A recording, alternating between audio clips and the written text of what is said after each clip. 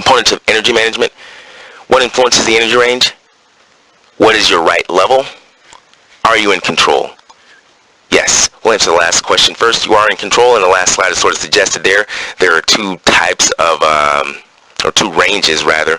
Far to the left is which we're going to call distress, and far to the right is which we're going to call eustress. That is the energy range that most of us are under control.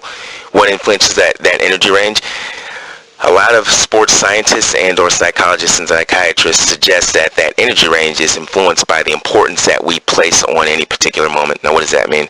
If you really feel like it's an important competition and or versus it being practice, if you place a lot of value in that competition, it's really important to you, that typically has the response of you being extremely nervous, which is, distress, we'll call that, or extremely excited, and we can call that sometimes anxiety if we go all the way past excitement to anxiety, and that those are the things that influence the energy range, the importance that you actually place on something. A lot of times in practice, athletes don't have any importance on any, it doesn't really necessarily mean anything to them, while other athletes place a ton of importance on practice. So they may have the same energy range that they do in practice that they would actually in competition. So there's an argument that suggests that if you place the same amount of value that you do in practice and in competitions, you may necessarily be ready. Now, some athletes don't place any importance on practice at all, and they're amped up for the competitions, and they perform well because their perception of the competition is it makes them excited, while other athletes,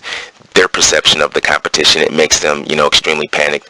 So the key is to find out what is your right level based on that last explanation there. If you place a lot of value on the competitions, now you've got to find out, okay, do I need to be, further to the right or further to the left for me to compete at a high level?